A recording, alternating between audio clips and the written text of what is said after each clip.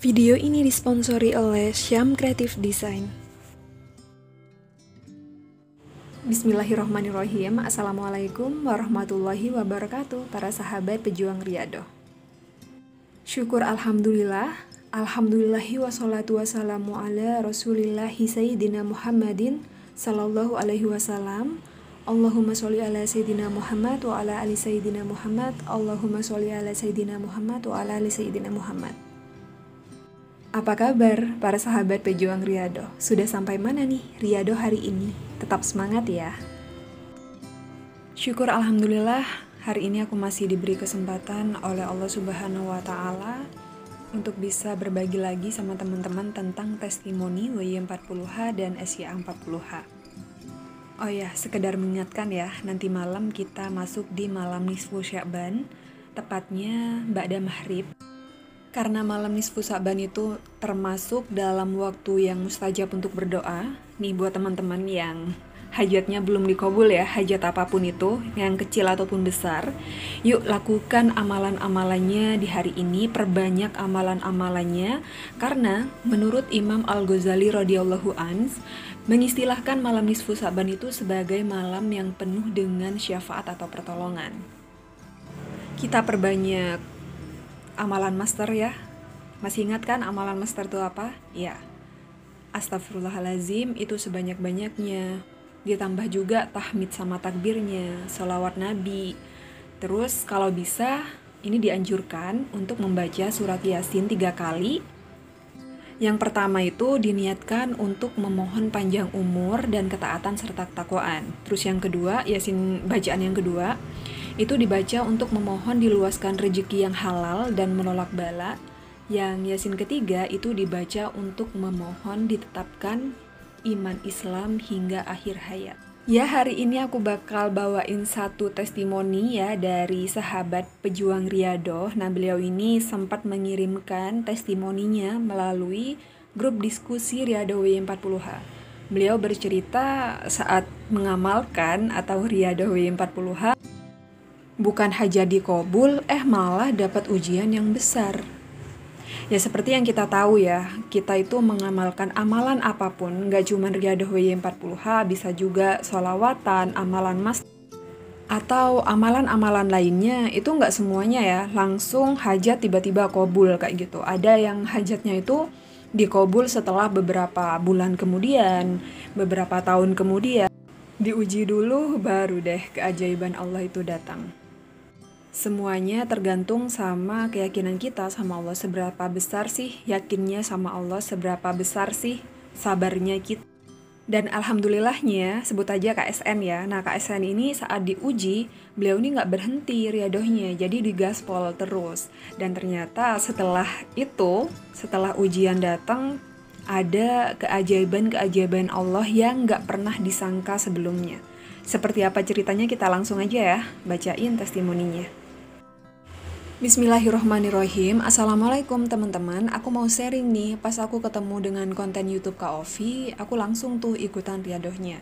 Di awal riyadhah emang jujur banyak banget hajat yang ingin aku gapai, tapi seiring berjalannya waktu aku gak terlalu fokus dengan hajat-hajat itu. Justru aku malah mendapatkan ketenangan batin. Tapi setelah 2 minggu menjalankan riyadhah, keluargaku kena musibah. Kiosku roboh begitu aja, dan di saat itu kiosnya ada yang ngisi, tapi alhamdulillah mereka yang berada dalam kios tersebut gak kenapa-napa. Tapi mereka tetap minta dibalikin uang sisa kiosnya. Kami minta waktu 2 bulan buat ngelunasin sisanya. Alhamdulillah mereka mau mengerti. Gak cuman itu, jujur dulu waktu merenov kios ini, aku itu pinjam uang 15 juta, tapi bukan dari bank. Dan baru kami bayar 7 juta. Hari ini aku sama suami dipanggil ke rumah yang punya uang. Hatiku deg-degan dalam perjalanan. Gak henti-hentinya aku bersolawat. Terus setelah sampai ke rumah beliau, sertifikat kiosnya diberikan pada kami. Beliau sambil berkata, "Ini mas, mbak, sertifikatnya. Saya kembalikan tanpa syarat, saya sudah ikhlaskan karena Allah." Masya Allah, aku nggak henti-hentinya ngucapin syukur. Begitu dermawannya orang tersebut dibebaskan hutangku padahal masih 8 juta lagi. Nikmat mana lagi yang aku dustakan ya Allah. Bukan hanya itu, selama Riyadho banyak banget nih keajaiban lainnya. Seperti dikasih beras 1 karung, itu beratnya 50 kilo sama adik ipar. Ada yang kasih token listrik 200.000 2 kali, makanan, lauk, dan yang lainnya. Nikmat Allah itu emang nyata bagi yang bertakwa, tapi semangat ya tetap semangat ya teman-teman bersolawatnya. Maaf sharingku panjang banget. Nah itu dia testimoninya dari KSN.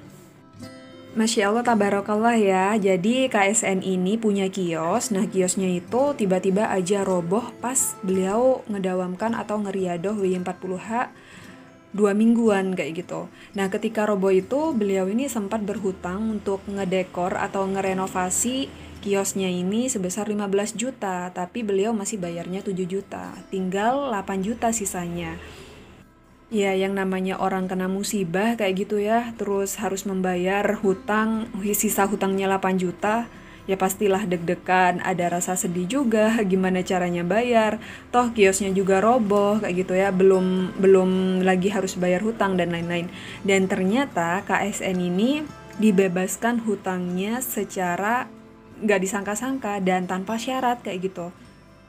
Jadi si pemberi hutang ini bilang kalau hutangnya yang 8 juta itu nggak usah dibayar lagi. Nah itu tuh kuasa Allah. Kalau Allah sudah ridho, apa sih yang nggak mungkin kayak gitu. Bisa aja kan si yang punya uang ini atau yang ngasih hutang ini marah-marah kayak gitu ya karena hutangnya belum dibayar 8 juta. Tapi ya karena keridhaan Allah jadinya nggak usah dibayar, dan itu melalui wasilah Riyadho yang dijalankan.